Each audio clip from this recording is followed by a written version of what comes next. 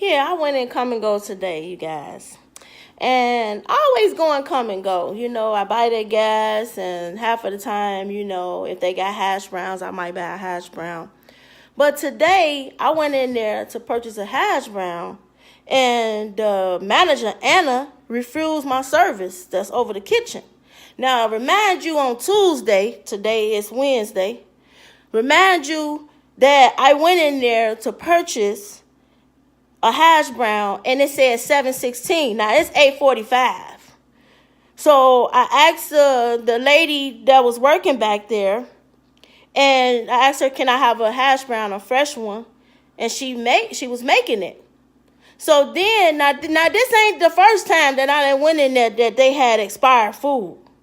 Now, I didn't went in there before they didn't have expired food. I just asked for the hash brown to be fresh, just like I did the other day. She come over there. Now, there's 4 of them in there that's not fresh. It say 7:16. It say 8:16. I said, no, it say 7:16. She had to come back out of the kitchen, which is the manager I'm talking about, and look at it, and it said 7:16. She had to take all 4 of them out of there. So anyway, I kept on going on with my day, getting my tea, waiting on my fresh hash brown to get ready. And here it is. I tell her before I leave out the door, "Miss Anna, you need to be a little more polite to customers. You really need to be a little more polite to customers, because I wonder if you would have been this way if I was another customer or something." But, she was being biased. She's Mexican or whatever she is. And I don't understand what I did to this lady. So today I go in there. It's like, almost 9 o'clock. 8:40 or something like that. I go in there and I said, "Oh, it's no hash browns in the cabinet, period." So I say, "Can I have a hash brown?" "No, I refuse service." I said, "What have I did to you for you to refuse service? You try to sell me something outdated the other day. Now here it is. I'm coming to you asking you for a hash brown. Now you I refuse service."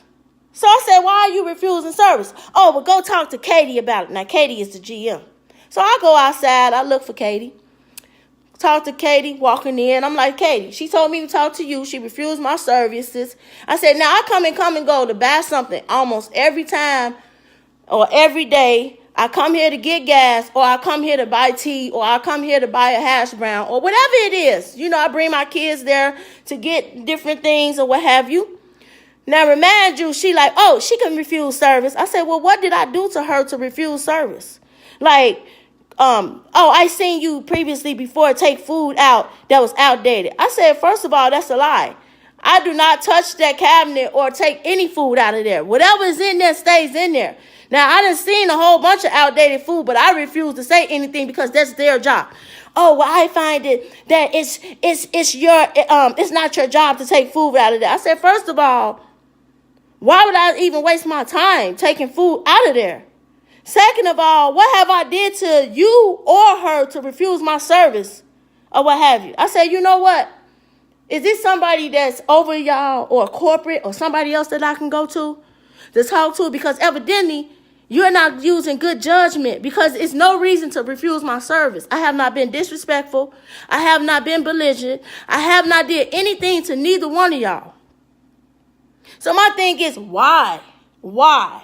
I mean, do I look that good for them to be intimidated? Or what is it?" But you know what, guys?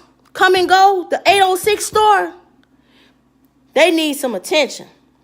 Their manager that's over them need to really start seeking what's going on.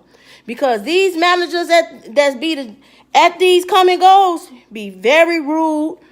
They do not have any customer service or great exceptional customer service, nor do they have business etiquettes, nor do they care about a customer ethically or morally. They do not give a care about nobody.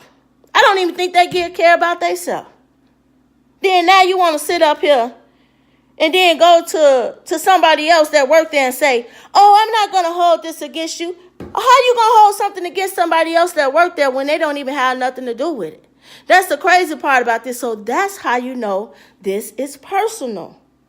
That's how you know it's personal. Because when they went to the other individual and said, oh, I ain't not going to charge this against you or put this against you, that's how I know it's all personal. But they'll be okay. Because you know what? I ask God for vengeance. I ask God for recompense. Because they sat up there and lied, literally and lied, and then try to cover their tracks when they don't even know that they violated everything that it is when it comes to customer service. They violated even my equal rights. I wonder if I go to Good Morning America or put this on YouTube or put this on, some other type of social medias, what's going to happen? Probably nothing. But you know what? I would not be going to Come and Go, the 806 store, no more. Maybe I'll try 805 because you know why?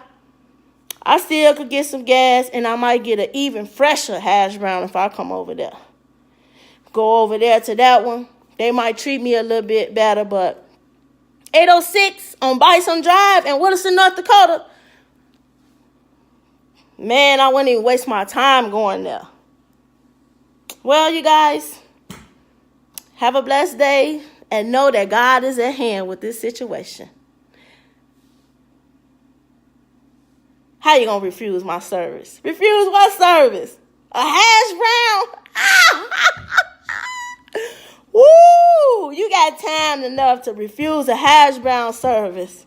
That means you really, really, really, maybe she needs some type of antidepressant or something, to bring her equally, make her chemically imbalanced.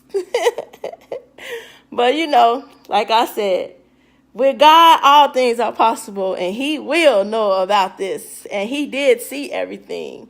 But I'm glad they refused my service, because you know what?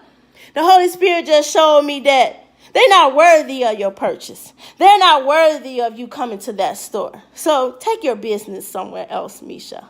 And that's what I would do. Take my business somewhere else. But you know what, guys? I have over 23 years of great, exceptional customer service. And I would never treat a customer wrong. And I would never treat a customer like they're not important. When this is how I got my job. This is how I get my paycheck.